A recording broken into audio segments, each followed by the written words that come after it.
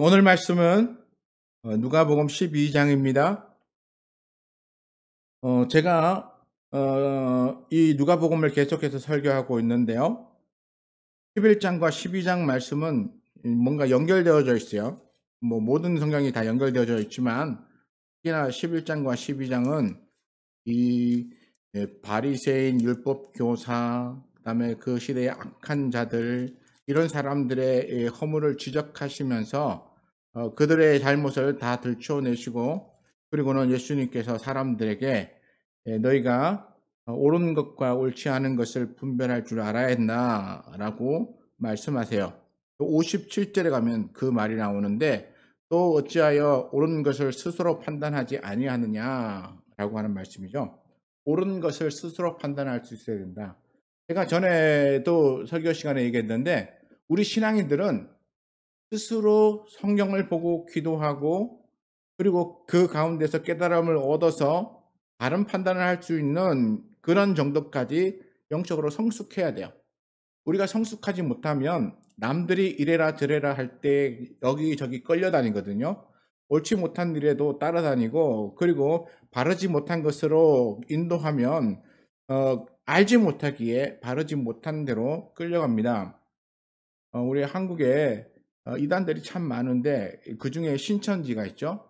교회 안에 들어와 가지고 사람들의 마음을 현혹하고, 교회가 올바른 진리를 가르치지 않는다, 그러므로 우리 당신에게 바른 말씀을 가르치는 성경 모임으로 인도하고 싶다, 이래서 사람을 유혹해서 데려갑니다.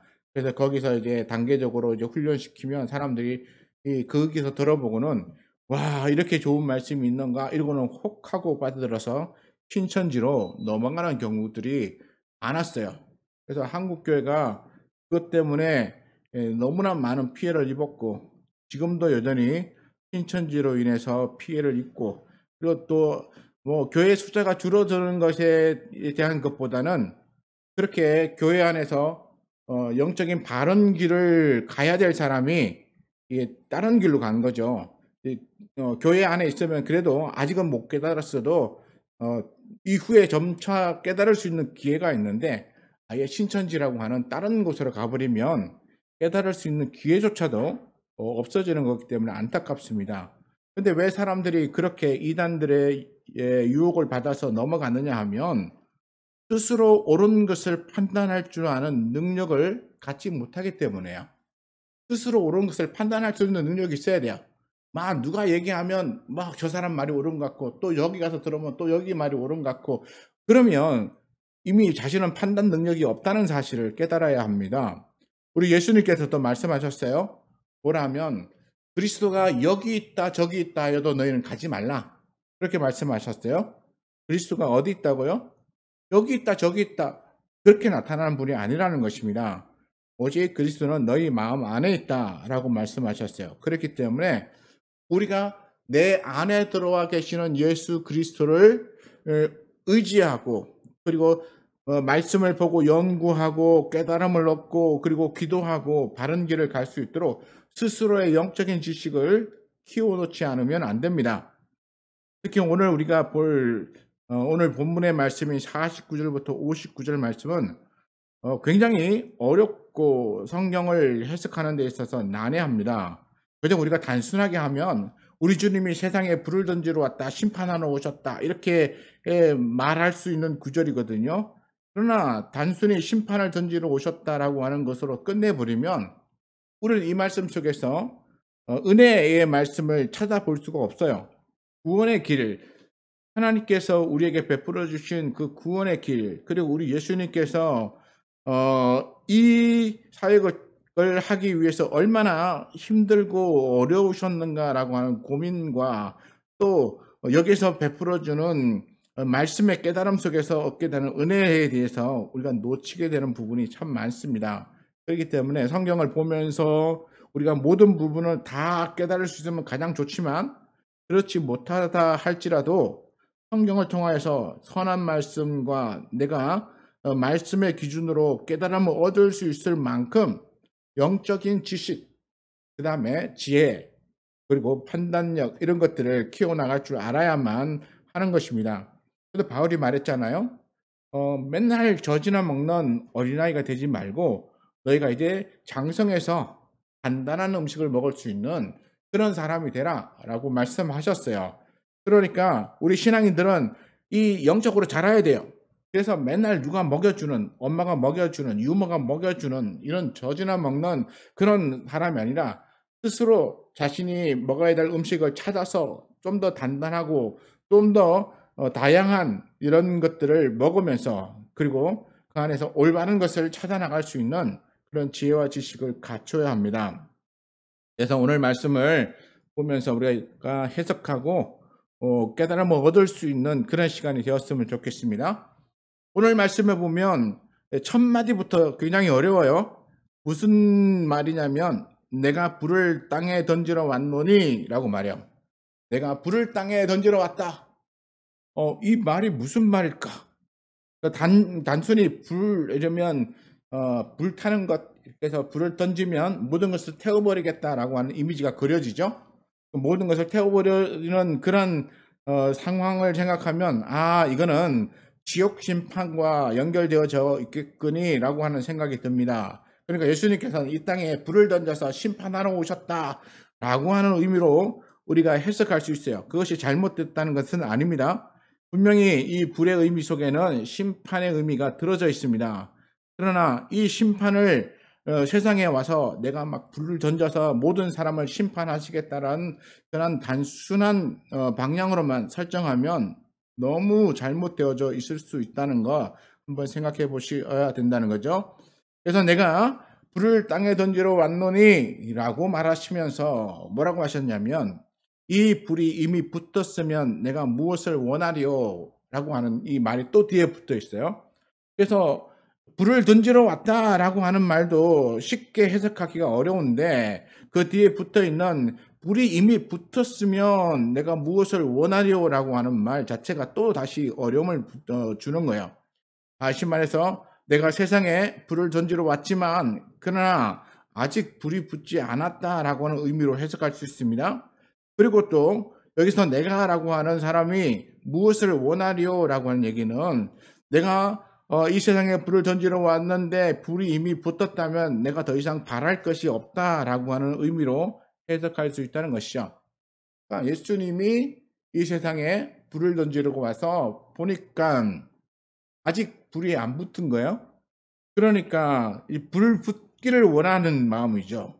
근데 이 내가 무엇을 원하리요라고 하는 마음에는 저는 이렇게 생각했어요. 여기에 예수님의 고민이 참 많이 숨어져 있는 것이구나라고 생각했어요. 왜냐하면 아까 말했죠. 불 이러면 심판의 이미지가 먼저 떠오릅니다.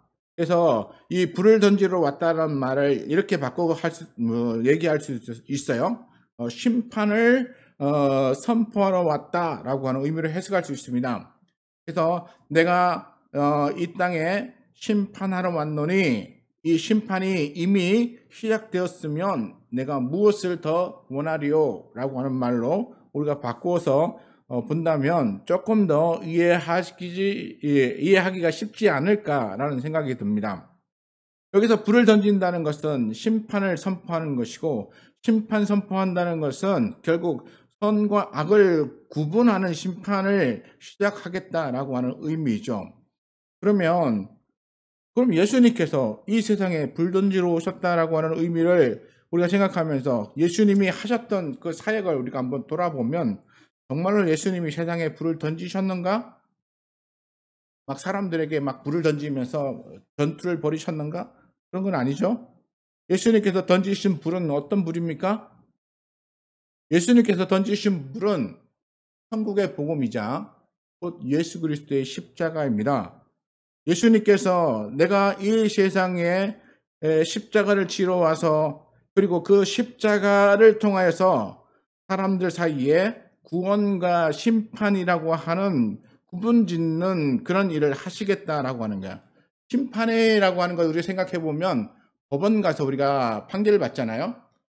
검사는 이 사람의 죄가 이렇게 많습니다. 이러고 막 이렇게 구형을 합니다. 그러나 변호사는 어떻게 하죠? 이 사람의 죄가 이 검사가 말하는 것과 같지 않습니다라고 하면서 변호합니다. 그래서 검사와 변호사가 같이 이렇게 막 항변하며 싸울 때에 그때 그 모든 것을 다 들은 판사가 그 모든 것에 대하여 증거와 그리고 상황을 판단해서 어느 쪽이 더 옳은 말인가라고 판단해서 한쪽을 선포하죠. 그래서 검사 쪽이 더 옳다라고 생각하면 죄를 구형한 것에 맞추어서 그 결과를 선포합니다. 그러나 변호사 쪽이 좀 더 옳다라고 하면 그러면 무죄이거나 아니면 그 죄의 형벌이 좀 더 가벼워지겠죠. 이게 심판이라고 하는 게 그런 거예요.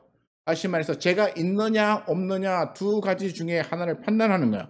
예수님께서 이 땅에 십자가를 지시고 죽으셨는데 그 십자가가 사람들에게 어떻게 심판이 되느냐라고 하면 사람들에게 두 가지 중에 한 가지를 선택하게 만들고 그리고 하나님께서 보셨을 때 저 사람이 이 두 가지 중에 한 가지를 선택해서 옳은 길을 갔느냐 옳은 길을 가지 않았느냐라고 하는 기준으로 심판하신다는 겁니다. 이거 무슨 말이냐면 제 말이 점점 더 어려워지는데 이 말은 예수 그리스도를 믿고 그리고 그분이 나의 구원자이심을 내가 마음에 믿고 그리고 따르기로 결정한 것인가 아니면 예수 그리스도를 아예 내 마음에 받아들이지 않고 나는 관계없이 살아가는 사람이다 라고 그렇게 선포하는 것인가 라고 하는 것과 이 두 가지 가운데 하나를 판단한다는 것이죠.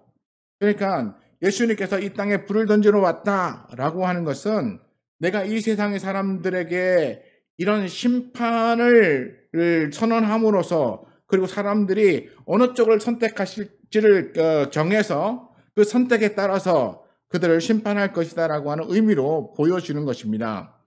그리고 또 50절에 가면 같은 말을 다르게 표현했는데요. 어떤 말이냐면 50절에 나는 받을 세례가 있으니 라고 말합니다. 나는 받을 세례가 있으니 라고 하는 이 말이 무슨 뜻이냐면 이 세례가 곧 십자가의 죽음을 의미합니다. 마가복음 10장 38절이나 로마서 6장 4절에 가면 이 세례가 예수님이 받아야 될 십자가의 죽음을 의미해서 그렇게 표현하고 있는데요. 그러니까 이 세례를 나는 받을 세례가 있다라고 하는 것으로 표현하고 계십니다. 이 받을 세례가 있다라고 하는 의미에 우리가 이 말 그대로 해석해 보면 내가 조금 있으면 이 세례를 받아야 한다라고 하는 그런 아직 이루지 못한 그런 이야기죠. 그러니까 내가 조금 있으면 이 세례를 받아야 되는데 그런데 그 뒤에 이어지는 말씀은 이것이 이루어지기까지 나의 답답함이 어떠하겠느냐라고 표현하고 있어요. 그러니까 내가 지금 조금 있으면 이 세례를 받아야 되는데 이 세례를 받기 위하여 갖고 있는 내 마음이 얼마나 답답하고 힘든가 하는 것을 아느냐라고 하는 그런 물음이자 곧 자신의 심령의 표현을 보여주고 있는 것이라고 말할 수 있어요. 여러분 어떠십니까? 여러분이 큰 일을 만약 아주 중요하고 큰 일을 앞에 두고 있다면 여러분들의 마음은 어떨까요? 아마 마음이 두근두근하고 그리고 그것을 잘 해낼 수 있을까 아마 많이 염려하고 걱정할 거라고 생각해요. 어떤 사람이 이제 직장을 얻기 위하여 회사에 면접을 보러 갔다라고 생각하십시다. 그러면 면접 보러 간 이 사람이 면접관 앞에 서서 이런저런 질문에 대답하고 자기의 소신을 이야기할 때에 어떤 마음일까요? 두렵고 떨릴 거예요. 그리고 과연 이 두렵고 떨림을 통하여서 자기가 최종적으로 이 면접관이 자기를 합격해서 회사에 다닐 수 있도록 출근할 수 있도록 그렇게 해줄 것인지 아니면 자격이 없어 라고 떨어뜨릴 것인지 걱정스러울 거예요. 아마도 예수님께서는 이제 십자가를 지어야 되는 이 중요한 일을 앞에 두시고 그리고는 그러한 떨림과 또 두려운 마음으로 임하셨을 것이다 라고 생각이 되어집니다. 그리고 우리가 어떻게 알 수 있냐면 마태복음에 가면 마태복음 26장 36절부터 42절까지 가면 이런 얘기가 나와요. 제가 마태복음을 제가 좀 읽어드리겠습니다. 이에 예수께서 제자들과 함께 겟셋마네라 하는 곳에 이르러 제자들에게 이르시되 내가 저기 가서 기도할 동안에 너희는 여기 앉아 있으라 하시고 베드로와 세베대의 두 아들을 데리고 가실새 고민하고 슬퍼하사 이에 말씀하시되 내 마음이 매우 고민하여 죽게 되었으니 너희는 여기 머물라 나와 함께 깨어 있으라 하시고 조금 나아가사 얼굴을 땅에 대시고 엎드려 기도하여 이르시되 내 아버지여 만일 할만하시거든 이 잔을 내게서 지나가게 하옵소서. 그러나 나의 원대로 마옵시고 아버지의 원대로 하옵소서 하시고 제자들에게 오사 그 자는 것을 보시고 베드로에게 말씀하시되 너희가 나와 함께 1시간도 이렇게 깨어 있을 수 없더냐. 시험에 들지 않게 깨어 기도하라. 마음의 원이로되 육신이 약하도다 하시고 다시 두 번째 나아가 기도하여 이르시되 내 아버지여 만일 내가 마시지 않고는 이 잔이 내게서 지나갈 수 없거든 아버지의 원대로 되기를 원하나이다 하시고 다시 말해서 예수님께서 지금 십자가의 죽음을 눈앞에 두시고 그리고 이제 겟셋마네라고 하는 동산에 올라서 그리고 하나님 앞에 이 문제를 놓고 기도하고 계셨어요. 그런데 이 문제를 놓고 기도하실 때 이 마태복음에 예수님의 그 심령이 표현되어져 있는데 고민하고 슬퍼하사 이렇게 말씀하셨어요. 정말 고민하시고 슬퍼하셨다라고 하는 그리고 또 예수님 스스로 말씀하시기를 내 마음이 매우 고민하여 죽게 되었으니 라고 그렇게 말씀하고 계신다는 거예요. 그러니까 오늘 본문에도 보면 50절에 나는 받을 세례가 있으니 이것이 이루어지기까지 나의 답답함이 어떠하겠느냐라고 하는 표현의 한 부분을 이 마태복음에 나오는 겟셋마네 기도가 차지하고 있을 것이라고 저는 생각합니다. 그러니까 이 십자가를 지는 것이 예수님에게도 결코 쉬운 것이 아니었어요. 예수님에게도 매우 어려운 고민이었어요. 예수님에게도 이 십자가를 지는 이것이 매우 힘들고 할 수 있으면 그냥 지나갔으면 좋겠는 그래서 이것이 그냥 지나가면 얼마나 좋을까라고 생각되어질 만큼 그래서 하나님 앞에 내가 이 잔을 마시지 않고 지나갈 수는 없을까요? 라고 고민하며 기도하는 그런 내용이 나올 만큼 그렇게 힘든 것이었습니다. 그것은 예수님이 감당해야 될 아주 무거운 짐 중에 하나였던 것이죠. 그러나 이 무거운 짐이 원래는 누구의 것이었습니까? 원래는 우리 죄 많은 사람들의 것이에요. 제 것이기도 하고 여러분들 것이기도 하고 그래서 이 죄가 이 모든 사람들의 것이었는데 그런데 예수님께서는 이 사람들 온 세상에 있는 이 수많은 사람들의 죄를 대신 지시고 그리고 십자가에서 죽으시며 그들에게 구원의 길을 열어주시기 위하여 이 십자가의 길을 가셔야 되기 때문에 매우 힘들고 어렵고 그리고 심령의 답답함을 가질 수밖에 없는 그런 심정으로 지금 하나님 앞에 서 있는 것입니다. 그런데 우리가 49절과 50절 말씀을 우리가 앞뒤로 겸하여 보면 내가 땅에 불을 던지러 왔노라 라고 하면 매우 통쾌하게 막 불을 던져서 심판하겠다라고 하는 말씀으로만 우리가 기억되지만 그러나 그 뒤에 있는 나의 받을 세례가 있으니 이것이 이루어지기까지 나의 답답함이 어떠하겠느냐라고 하는 말을 우리가 보면 예수님께서 그냥 단순하게 죄 있는 사람을 다 심판할 거야 라고 하는 그런 곳으로 오신 게 아니라 이 땅을 심판하게 하기 위하여 오신 이 예수님이 이 심판을 선포하기 위하여 얼마나 그 마음에 이 무거운 그리고 슬프고 답답하고 고민되는 마음을 가지고 있었을까라고 하는 것을 우리가 한번 헤아려 봐야 한다는 것이죠. 예수님이 왜 고민하셨을까? 왜 답답하셨을까? 그거는 우리 예수님께서 가지시고 계시는 사람들을 사랑하시는 마음 때문에 그래요. 수많은 사람들을 사랑하기 때문에 수많은 영혼들을 어떻게든지 구원해야 되기 때문에 그래서 내가 저기 있는 이 수많은 사람들을 위하여 내가 십자가를 지고 죽으려고 왔는데 그런데 내가 십자가를 지고 죽는다고 해도 무슨 일이 벌어지냐면 사람들이 다 믿지 않는다는 거예요. 사람들이 예수님의 그 십자가의 죽음에 대하여 다 환영하지 않는다는 거예요. 환영하는 사람들이 있는가 하면 일부 사람들은 여전히 배척하고, 그리고 예수님의 죽음에 대하여 그들은 책임지려고 하지 않고 또 조금도 미안한 마음을 갖지 않는 사람들이 세상에 있다는 거예요. 지금도 우리 주변에 얼마나 많은 사람들이 예수를 안 믿습니까?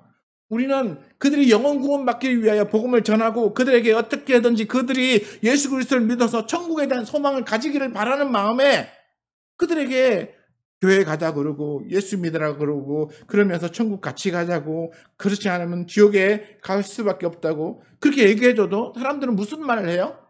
아이, 난 관심 없어. 교회 같은데 안 가. 그냥 관심 없다는 거예요. 그러니까 이 사람들을 위하여 죽으신 예수님이 이렇게 관심 없는 사람들에 대하여 그래, 너 관심 없으니까 넌 지옥에 가 라고 그렇게 말하시고 외면하셨을까요? 안 그러신 거예요. 그러니까 예수님은 그 영혼 하나, 아직도 거부하고 있는 그 영혼 하나를 구원하시기 위하여 이런 답답한 마음을 갖고 계시는 거예요. 그리고 내가 이 십자가의 죽음을 죽고 나면 그 다음부터는 뭐가 나타나냐면 나를 믿는 자, 다시 한번 예수 그리스도의 십자가의 죽음을 구원의 은혜로 믿는 자와 그리고 믿지 않는 자 사이에 이게 완전하게 구별이 되는 거예요. 예수 믿는 사람과 예수 믿지 않는 사람들이 구별되는 거예요. 그러면 이미 이 땅 가운데서 벌써 예수 믿는 사람과 예수 믿지 않는 사람들이 이 구별로 인하여서 심판되기 시작했다는 거예요. 십자가의 죽음은 이미 이 심판에 대한 선언을 선포해 놓은 거예요. 이 선포는 매우 두려운 것입니다. 우리를 십자가의 죽음을 은혜다. 우리 믿는 사람들 입장에서는 그렇게 말하는 것은 옳은 것이에요. 그러나 믿지 않는 사람들 입장에서 보면 이건 굉장히 두려운 공포와 심판인 거예요. 불을 던지러 오신 이 예수님의 이 표현과 어쩌면 일맥상통하는 것이에요. 매우 두려운 것인데, 그런데 예수님께서 이렇게 십자가의 죽음, 내가 이 세례를 받아서 십자가에 죽어서 내 십자가 이 죽음을 사람들에게 선포해서 길을 열어놓으면, 그러면 그때부터는 믿는 사람과 믿지 않는 사람들이 확연하게 구별되기 시작해요. 그래서 믿지 않는 길로 가는 사람들을 바라보시는 예수님의 심정이 얼마나 답답하실까? 얼마나 힘들까? 내가 이 십자가를 지고 죽고 난 다음에도 여전히 나를 믿지 않고 나를 배척하는 사람들을 생각하면 얼마나 그 마음이 아프실까? 우리 그걸 한번 생각해 봐야 된다는 거죠. 이 구절은 그렇게 생각해야 돼. 그냥 무조건 불을 던지러 왔다, 심판하러 왔다, 예수님이 안 믿으면 지옥 가, 불지옥에 떨어져 라고 하는 것으로 우리가 치부해 버린다면 우리는 어쩌면 그 해석이 너무나 쉽고 그리고 아주 명쾌할 수 있을 거예요. 그러나 예수님은 내가 세상에 불을 던지러 왔다. 그런데 내가 이 십자가를 지고 나면 얼마나 많은 사람들이 나를 믿겠지만, 그러나 그 믿지 않는 더 많은 사람들에 대해서는 어떻게 할 것이냐라고 하는 이 예수님이 가지고 있는 이 답답한 마음을 생각하면 우리는 예수님이 얼마나 이 십자가를 지기 전에 이것에 대하여 고민하셨을까라고 하는 것을 우리는 생각해 볼 수 있는 거예요. 그리고 난 다음에 예수님이 51절부터 53절까지 뭘 얘기하셨냐면, 내가 세상에 화평을 주려고 온 줄로 아느냐? 내가 너희에게 이르노니 아니라 도리어 분쟁하게 함이로다. 그러니까 내가 세상에 화평을 주러 온 게 아니다라고 선포하십니다. 사람들은 예수님이 오시면 모든 게 잘 될 거야, 예수 믿으면 모든 게 잘 돼, 평화롭고 사는 들 사이에 관계가 좋아지고 다 잘 될 거야 라고 그렇게 생각하지만, 그러나 예수님께서는 나는 세상에 화평을 주러 온 것이 아니다라고 말합니다. 여기서 우리가 기억해야 될 것은 여기에 세상이라는 단어가 있어요. 세상. 여기서 말하는 세상은 있잖아요. 예수님이 말하는 이 하나님 나라와 이 매치되는 세상이에요. 그러니까 하나님 나라와 연결되어지는 게 아니라 완전히 하나님 나라를 배반하고 돌아선 사단의 권세로 다스리는 그런 그 영향권 아래에 있는 세상을 말하는 거야. 그러니까 사단의 권세, 예수님께서 십자가의 죽음으로서 구원의 길을 열어놓지 않고 그래서 구원의 은혜의 기회가 없는 그런 세상에 대하여 말씀하는 거예요. 그래서 세상에 내가 화평을 주러 왔다. 이 화평을 준다는 의미가 사전적으로 무슨 의미냐면 예수님이 세상에 화평을 주러 오시지 않았다는 그 이유에 대해서 우리가 한번 알아보면 이 화평의 뜻부터 먼저 알아야 되는데요. 이 화평을 사전론을 제가 찾아보니까 개인 간이나 나라 사이의 충돌이나 다툼 없이 평화로운 상태라고 말해요. 근데 이거보다 더 기본적인 의미로 이렇게 말을 하고 있더라고요. 마음속이나 집단 안에 갈등이나 충돌 없이 평온함, 이렇게. 다시 말해서 세상이 평온해지는 것은 어떤 의미냐면 여기서 말하는 세상이 평온해지는 것은 있잖아요. 그냥 사단의 권세 아래서 사는 사람들이 아무런 분쟁 없이 살아가는 것을 말해요. 그러니까 다시 말해서 세상의 가치관으로 뭉쳐져 있는 그들의 이런 단결되어져 있는 이 화목한 모습. 그러나 문제는 뭐냐면 그들에게 구원의 길이 있지 않다는 거야. 그들에게는 구원이 없다는 거예요. 그들에게는 천국으로 갈 수 있는, 하나님 나라 갈 수 있는 길이 그들에게 존재하지 않아요. 근데 그렇게 존재하지 않는 그들을 그냥 내버려 두고 싶은 게 아니다라고 하는 것이야. 그냥 사람들은 다툼이 없으면, 그리고 분쟁이 없으면 좋은 것이겠거니 그렇게 생각하고 만사 편하게 살고 싶어 하는 마음들이 있습니다. 그러나 문제는 뭐냐면 구원의 길이 없는 이 평화 또는 화평은 그 끝이 지옥이라는 거예요. 멸망이라는 거예요. 그래서 그 멸망할 세상에 우리 예수님이 뭘 하러 오셨다고요? 분쟁하게 하러 오셨다. 도리어 분쟁을 일으키러 왔다. 이 분쟁은 뭡니까? 이 화평을 깨는 거예요. 집단 간에 갈등이 생기게 하는 거예요. 사람들의 마음의 상태에 충돌이 일어나게 하는 거예요. 어떻게 충돌이 일어나게 한다고요? 52절, 53절을 보니까 이후부터 한 집에 5사람이 있어 분쟁하되 셋이 둘과 둘이 셋과 분쟁하리니 아버지가 아들과 아들이 아버지와 어머니가 딸과 딸이 어머니와 시어머니와 며느리가 그리고 또 며느리가 시어머니와 분쟁하는 일이 벌어졌어요. 자, 여기서 우리가 한번 생각해 봐야 될 것은 한 집이라고 하는 단어예요. 이 한 집은 뭡니까? 세상에서 구성되어져 있는 가장 기본적인 조직이에요. 더 크게 확대하면 이걸 교회라고도 얘기하는데 하나님이 창조하셔서 만들어 놓은 한 가정을 의미해요. 근데 이게 세상 속에 속해 있는 가정이라는 것입니다. 그리고 그 가족 구성원들이 어떻게 되냐면 아버지, 그리고 어머니, 그리고 아들, 딸, 그리고 며느리로 되어져 있는 이 5 형태로 구성이 되어져 있어요. 뭐 여기에 뭐 손자도 붙일 수 있다 생각하지만 그러나 그건 기본 좀 빼고 기본적으로 아버지와 어머니 있고 그다음에 아들과 딸이 있고 그리고 그 아들이 결혼하면 며느리가 있는 이런 구조를 가진 것이 세상에 가지고 있는 이 가족의 형태예요. 이 공중권세 아래에 다스림을 받고 있는 이 가족의 구성원들이 이런 형태로 존재한다는 것이죠. 이 5 형태로. 근데 이 5 형태가 이제 분쟁하기 시작해요. 아버지와 아들, 아들이 또 아버지와 어머니와 딸이 어머니와 그리고 시어머니와 며느리와 시어머니와 분쟁하는데 무엇 때문에 분쟁하느냐가 중요한 거예요. 무엇 때문에 분쟁합니까? 이들을 그냥 내버려 뒀으면 아마 그들은 세상에서 죄악을 지으며 살아가는 가운데 그들은 화평했을 수도 있어요. 왜냐하면 그들의 생각이 같으니까. 세상에서 세상 가치관을 가지고 만족하며 살아가는 그들의 삶이 어쩌면 평화로울 수도 있어요. 근데 그 평화의 끝은, 그 화평의 끝은 결국 지옥이기 때문에 하나님 없는 곳으로 그들이 가게 되기 때문에 그래서 예수님은 그들이 지옥 갈 것에 대한 불쌍한 마음을 가지고 오셔서 천국으로 갈 수 있는 길을 열어주세요. 그러니까 이 가족 구성은 5명 있잖아요. 아버지, 어머니, 아들, 딸, 며느리가 있는데 이 가족 구성원 5에게 하나님 나라 가는 길을 그들 가운데 누군가에게 제시해 주신 거예요. 아버지에게 제시해 주면 그 아버지가 내가 천국 갈 수 있는 길을 알고 있다. 내가 그냥 여기서 이대로 잘 먹고 잘 산다고 해서 내가 행복해지는 게 아니라 내가 하나님을 알아야 되는 거구나. 그리고 하나님을 아는 길에 대해서 깨닫고 나면 그다음에 뭘 하겠어요? 그다음에 자기 자녀들과 자기 가족들과 다 같이 천국 가고 싶은 마음에 그들에게 복음을 증거하는 거예요.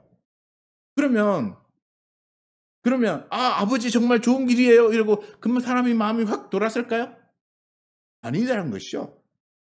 그렇게 사는 게 뭘 좋다고 그렇게 살아갑니까? 그리고 그렇게 살면 이 세상이 얼마나 힘들다고 그러면서 가족 간에 이 천국 가는 문제와 이 세상에 평화롭게 사는 문제를 가지고 다툼이 벌어지는 거예요. 아버지와 아들이 또 어머니와 딸이 또 시어머니와 며느리 사이에 어쩌면 이 종교 문제의 갈등이 발생한다는 것이죠. 그러나 우리 주님께서는 어쩌면 이렇게 평화롭게 사는 것처럼 보이는 이 세상이 곧 있으면 멸망해 갈 것을 알시기 때문에 그들 가운데 구원의 길을 열어주시고 오히려 차라리 너희가 분쟁했더라도 구원의 길을 얻었으면 좋겠다. 그런데 이 다툼으로 인해서 벌어질 수많은 일들을 생각하면 우리 예수님께서 너무나 마음이 아프신 거예요. 내가 그래서 세상에 불을 던지러 왔다. 내가 화평을 주러 온 것이 아니라 분쟁을 주러 왔다. 그러면서 내가 잘했다. 뭐 이렇게 말씀하신 게 아니라 내가 이렇게 하면서 내 마음이 얼마나 답답하고 얼마나 마음이 아프지 않으냐. 이걸 우리에게 표현해 주고 있는 거예요. 그러므로 우리 예수 믿는 사람들은 있잖아요. 복음을 누군가에게 제시하면서 또는 우리 가족이나 또 이웃이나 친척이나에게 제시하면서 우리는 어떤 마음을 가져야 되냐면 내가 믿고 따르고 있는 이 복음을 저 사람이 안 받아들인다는 상황에 대하여 우리는 슬퍼하는 마음으로 근심하는 마음으로 복음을 전해야 돼요. 사람들에게 안타까운 마음으로 전해야 돼요. 예수님께서 저 사람을 왜 죽었는데 근데 이 좋은 걸 왜 그 사람은 거부할까? 이대로 그냥 있으면 지옥 갈 텐데 저 사람 내버려두면 편하게 잘 살고 잘 먹고 그렇게 지내고 그 자기 마음대로 그렇게 돈 벌어서 이렇게 편안하게 살면 참 좋을 것 같은데 근데 그렇게 살면 어떻게 된다고요? 그렇게 살면 마지막 날에 지옥 가는 거예요. 그게 안타까워서 그들 사이에 분쟁이 일어나더라도 그들에게 구원을 제시해야 한다. 그래서 예수님이 이 불을 던지러 온 것과 받아야 될 이 세례로 인해서 일어나게 될 이 많은 일들을 생각하시면서 답답해 하신 거예요. 오늘날 우리는 이걸 알아야 돼요. 세상을 심판하겠다라고 하는 한 가지만 알면 우리는 아주 매정한 사람이 될 수 있어요. 그러나 이 심판을 던질 수밖에 없는 예수님의 그 안타까운 마음을 우리가 같이 고민한다면 그럼 예수님이 얼마나 사람들을 위하여 더 많은 고민 속에서 이 일을 감당하셨는가라고 하는 그 은혜를 깨달을 수 있습니다. 또 오늘 우리가 54절부터 59절 말씀을 보는데 여기는 주님께서 이 세상에 분쟁하러 이렇게 심판하러 오셨다는 이 사실을 못지않게 우리는 여기서 더 중요한 걸 볼 수 있어요. 뭐냐면 예수님께서 이런 것을 사람들에게 선포하고 사람들에게 말하고 있는데도 불구하고 아무도 그것에 대해서 깨닫지 못한다는 것을 안타까워하세요. 그렇잖아요? 내가 어떤 중요한 사실을 알았어요. 사람들에게 나에게만 중요한 게 아니라 여기 있는 모여있는 모든 사람에게 정말 중요한 얘기인데 근데 사람들한테 가서 중요한 내가 정말로 중요한 소식을 알았어. 여러분에게도 정말 좋은 소식입니다. 라고 얘기했는데 사람들이 아무도 관심이 없다면 어떨까요? 그리고 이 사실을 알아야만 할 수 있는데 그 사실에 대하여 전혀 외면하며 그냥 그 자리에 머물고 그 자리에서 그냥 즐기는 데만 관심이 있다면 여러분 어떻습니까? 우리가 창세기에 보면 노아의 시대에 사람들이 곧 있으면 홍수로 죽어서 멸망할 텐데 노아의 가족은 배를 만들어서 방주를 만들어서 그 배 안에서 탁 들어가서 이 홍수를 기다렸잖아요. 그런데 그 사이에 그 방주 바깥에 있던 사람들은 어땠습니까? 노아의 가족을 조롱하면서 먹고 마시고 시집가고 장가가고 그러면서 살았어요. 그러다가 하늘에 문이 열리고 비가 쏟아지기 시작하니까 사람들은 다 죽은 거예요. 노아가 홍수가 일어난다는 것을 비밀로 감추었을까요? 다른 사람들이라는 쉬쉬 이러고 절대로 말하지 않고 가족들이 우리만 알아야 돼 라고 그렇게 하고 방주 만들었을까요? 방주 만들 때 사람들은 이미 왜 거기에 방주를 만드느냐라고 물었을 것이고 그리고 산 꼭대기에 방주 만드는 어리석은 짓을 한다고 사람들이 조롱했을 거예요. 그때 노아는 다 설명했을 거라고 생각해요. 그런데도 불구하고 노아의 가족 외에는 아무도 방주에 타려고 하는 사람이 없었다는 거예요. 자, 오늘 그것을 생각하면서 오늘 본문 말씀을 보면 이래요. 54들의 무리에게 이르시되 너희가 구름이 서쪽에서 일어나는 것을 보면 곧 말하기를 소나기가 오리라 하나니 과연 그러하고. 우리가 이스라엘의 지도를 한번 봐야 돼요. 이렇게 생겼어요. 이렇게. 네, 다시 말해서 여기 지중해가 이렇게 있고 그다음에 지중해 이쪽 끝에 이스라엘 나라가 있죠. 그 가운데 이제 예루살렘이 있는데 이 지중해가 이 방향이 어떻게 돼 있냐면 이스라엘의 이게 북쪽과 남쪽을 이렇게 기준으로 보고 그 다음에 동서남북을 볼 때 이 지중해는 서쪽에 있어요. 지중해는 이스라엘 땅에서 서쪽에 있어요. 그러니까 오늘 나와 있는 이 내용에 너희가 구름이 서쪽에서 일어나는 것을 보면 그러니까 서쪽은 지중해 쪽에서 구름이 이렇게 올라오는 것이죠. 지중해 쪽에서 구름이 올라오는 것을 보면 좀 있으면 소나기가 오겠구나 라고 사람들이 안다는 것이죠.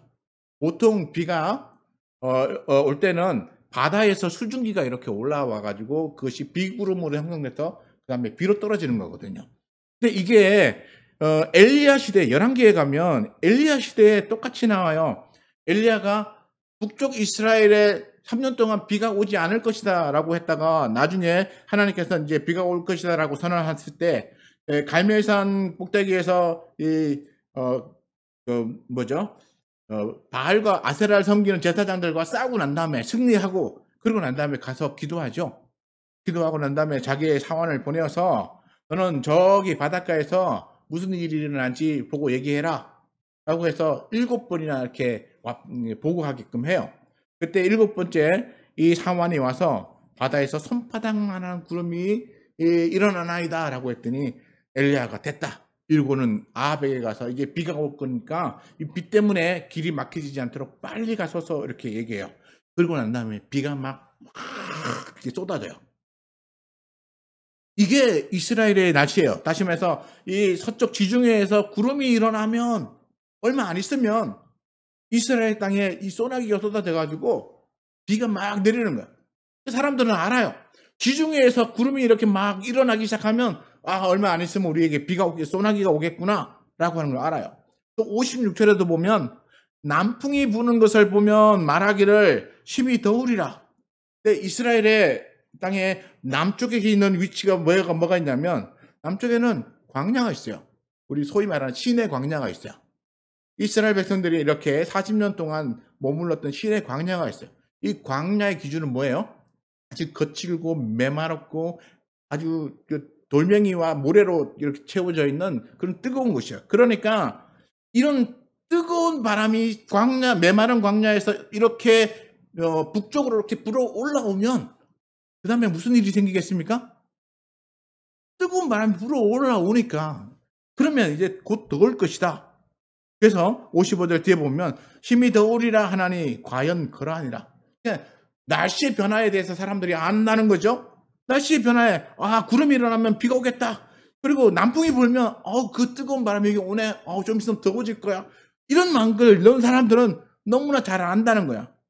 그런데 이것에 빗대어 예수님이 뭐라고 말씀하시냐면 56절에 외식하는 자여 너희가 천지의 기상은 분간할 줄 알면서 어찌 이 시대는 분간할 줄 모르느냐. 바다에 구름이 일어나면 비가 오고 남쪽에서 바람이 불어오면 이제 더울 거라는 걸 알면서 왜 이 시대에 지금 불어오는 이 비바람 그리고 이런 변화에 대해서 너희는 헤아리려고 하지 않느냐라고 하는 것이죠. 우리는 이 예수님의 이 책망에 대해서 우리 생각해 봐야 돼요. 우리는 어쩌면 예수 믿는다 그러고 신앙적으로 잘 산다라고 하면서 우리는 나 자신만 생각하고 우리 주님께서 이 시대의 변화 속에서 보여주는 이 어떤 심판의 역사 또는 구원의 역사 이런 거에 대해서는 무관심하며 살아가고 있는 거 아닌가? 어쩌면 내 가족이 잘 되고 내가 평안히 살면 된다라고 하는 그 어리석은 부자처럼 그냥 막 쌓아놓고 막 내 영혼아 편안히 살자라고 하는 그런 어리석음 속에 우리가 살아가고 있는 건 아닌가? 그렇기 때문에 천지의 분간을 구별할 줄 안다면 이 시대가 변하는 것에 대해서 그리고 앞으로 어떤 시대로 갈 것이고 그리고 마지막에는 무슨 일이 일어날 것인지에 대해서 우리가 분명히 깨달을 수 있어야 된다라고 하는 경고의 말씀이에요. 이 외식하는 자들 어떤 자들입니까? 여기 대표적으로 12장 가면 바리새인이 나와요. 그리고 11장에 가면 율법교사도 나옵니다. 그리고 바리새인들에게 책망하고 난 다음에 어떤 사람이 와가지고 내 형의 재산을 나누게 하소서라고 말하는 사람도 나와요.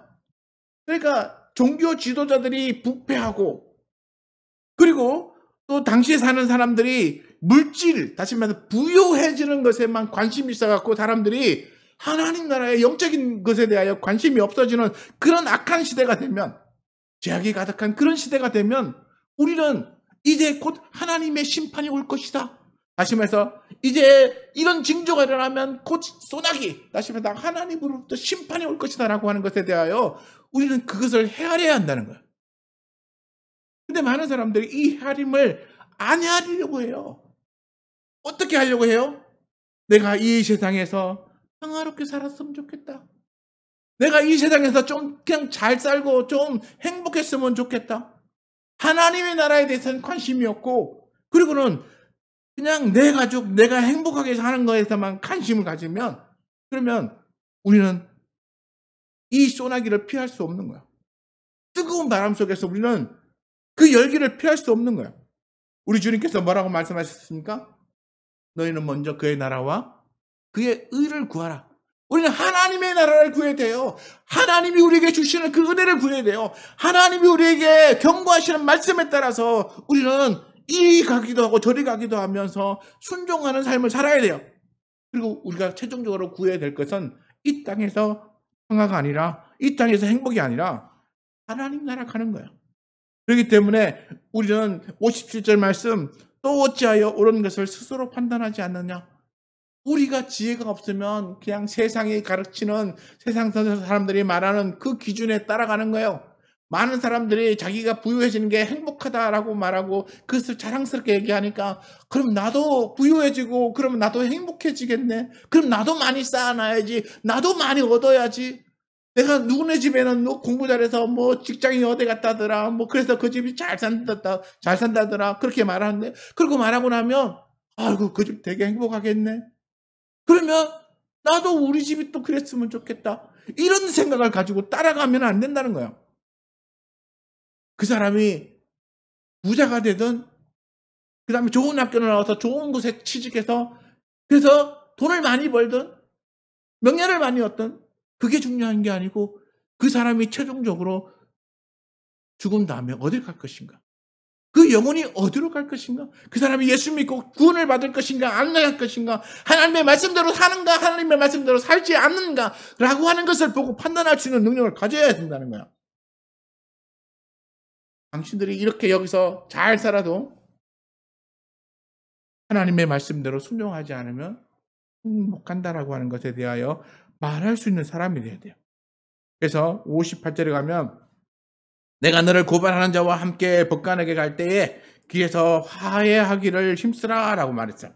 여기 보면 이 말도 많이 이제 어려운데요. 이 말의 무슨 뜻이냐면 고발하는 자 하시면서 우리의 죄에 대하여 고발하는 일이 벌어진다는 것이죠.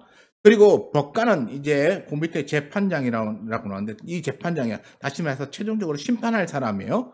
그런데 이 고발하는 사람이 나를 데리고 누구에게 가냐면 이 재판장에게 가는 거예요. 그런데 이 말에 중요한 부분이 있어요. 갈 때에 아직 재판장에게 가지 않았어요. 재판장에 가고 있는 그 길 중간에 자기를 고발하는 사람하고 화해하라는 거예요. 이 말이 무슨 말인지를 이해해야 합니다. 뭐냐면 나를 고발하려고 하는 사람하고 아직 재판장에 가기 전이라면 그러면 빨리 화해하라는 거예요. 이 세상에서 우리를 고발하는 사람이 누구일까요? 우리를 판단하는 기준을 제시하는 이가 누구일까요? 우리 예수 그리스도의 말씀이에요. 사단이 우리에 대하여 죄악을 대해 얘기한다고 하지만 그러나 우리가 주님 앞에 갔을 때에 내가 저 사람을 압니다, 모릅니다라고 얘기해 줄 수 있는 분은 예수님밖에 안 계세요. 그러니까 심판받으러 하나님 앞에 갔을 때 너의 죄를 알렸다 이럴 때 예수님 옆에서 제가 저 사람을 잘 알아요. 저 사람이 나를 믿었어요. 라고 말해주는 게 예수님이시거든요. 근데 예수 안 믿으면 그러면 이렇게 문을 여시고 난 너 모르는데 이러고 문을 닫으시는 거야. 우리 그 비유를 많이 보잖아요. 난 너를 모른다 이러고 닫아버리시는 거야. 그러니까 예수님을 믿느냐 안 믿느냐라고 하는 이 중요한 문제로 하나님 앞에 가기 전에 뭘 해야 되냐면 화해를 해야 된다. 이 화해는 뭐냐면 바로 하나님 앞에 죄를 지은 사람이 예수 그리스도의 십자가의 은혜 가운데서 그것을 믿고 하나님 믿는 믿음 안으로 들어오는 거야. 구원받는 거야. 이 화해라고 하는 거야. 그러니까 아직 심판이 오지 않았지만 심판이 오기 전에 마지막 심판 받기 전에 예수 믿고 빨리 화해를 해서 그 문제를 거기서 끝내라는 것이죠. 재판장에게 가서 그때 가서 무슨 일이 벌어지냐면 58전 중간부터 보면 그가 너를 재판장에게 끌어가고 재판장이 너를 옥졸에게 넘겨주어 옥졸이 옥에 가둘까 염려하라. 이제 재판장에 가면 그리고 재판장이 판결을 내리면 너는 옥에 갇히게 된다는 거죠. 그리고 그 결과는 59절에 내게 이르노니 한 푼이라도 남김없이 갚지 아니하고서는 결코 거기서 나오지 못하리라. 그러니까 다 갚으면 나올 수 있다. 이런 희망을 주는 말이 아니에요. 사람들이 착각을 하는데 이게 희망을 주는 말이 아니고 이것은 우리의 죄에 대하여 반드시 모든 것을 갚아야 되고 그리고 조금도 용서가 없다는 거예요. 결코 자비, 용서, 선처 이 심판이 끝나고 난 다음에는 그런 것이 더 이상 존재하지 않는다는 거예요. 우리 죄에 대하여 남김없이 갚기 전까지는 결코 아무것도 자비가 허용되지 않는다는 거예요. 그러니까 언제 해야 돼요? 재판장 앞에 가기 전에. 재판장 앞에 가기 전에 우리가 죽어서 백보자 앞에 가기 전에 주님이 오시는 그날 나팔 불어서 우리가 그 심판 자리에 가기 전에 누구랑 화해해야 돼요? 하나님과 화해해야 돼요. 그 화해의 길을 누가 열어주셨습니까? 예수 그리스도의 십자가로 열어주신 거예요. 그래서 예수 그리스도를 믿고 화해해야 하는 거예요. 예수님의 말씀 듣고 순종하면서 내가 주님을 따르는 길을 내가 그 길을 따라 살겠습니다라고 하는 신앙의 고백을 통하여서 우리는 주님과 하나님과 화해를 해야 되는 거예요. 그래야만 우리가 마지막 심판 때에 그 심판받아서 감옥에 갇히는 그래서 조금도 자비가 없는 용서가 없는 그런 형벌을 받는 그런 처지에 빠지지 않게 된다는 것이죠. 그러므로 우리는 우리나라도 그렇잖아요. 막 저녁에 제비가 뭐 어떤 낮게 날면 뭐 어떤 일이 벌어지고 구름이 뭐 이렇게 어떻게 생기고 저녁 노을이 뭐 붉으면 뭐가 생기고 이런 우리도 우리 시골에서 자라다 보니까 그런 얘기를 많이 들었어요. 우리도 일기를 알아요. 그렇다면 우리 시대에 일어나고 있는 이 현상들에 대해서도 우리는 보고 판단해야 돼요. 하나님의 나라가 얼마나 가까이 왔는가라고 하는 것과 또 이 일이 지속되어져서 가면 결국 마지막에는 무슨 일이 벌어질 것인가라고 하는 것에 대해서 우리가 분명히 깨달아야 하는 거예요. 깨닫지 못하면 결국 재판장 앞에 가서 판결받고 그리고 모든 것을 갚기 전에는 결코 자비가 없는 그런 형벌을 받게 된다는 사실. 이것이 얼마나 두려운가.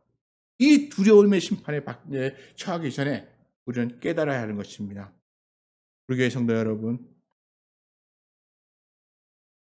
우리가 지난주에 얘기했죠. 어떤 청지기가 자기 집에 종을 맡아서 먹을 것을 나누어 주는데 때를 따라 나누어 주기를 그렇게 고대하고 주인이 맡겼는데 주인이 더디어 올 거라고 생각하고 그리고 종을 때리고 굶기고 그리고 자기는 먹고 마시고 취하고 그렇게 자기를 위하여 살면 부시부식간에 알지 못할 때 주님이 오셔서 판단하신다는 거죠. 오늘도 우리가 하나님의 말씀 가지고 살지 않고 하나님의 말씀대로 집중하지 않고, 그리고 내가 그냥 내가 잘 살고 내가 행복하고 내가 편한 것에만 관심을 갖고 살면 우리 주님이 정말 알지 못할 때에 오셔서 우리가 그렇게 깨닫지 못한 것에 대하여 판단하시고 심판하실 것입니다. 그러므로 우리는 지혜를 가져야 됩니다. 어떤 지혜요? 천지기상을 분별할 수 있는 지혜. 그것을 본받아서 이 시대가 어떻게 변하는가를 깨닫고 주님 앞에 주님이 오신 날 깨어서 기다릴 줄 아는 그런 지혜로운 신앙을 가지신 저와 여러분 되시기를 축원합니다. 기도하겠습니다.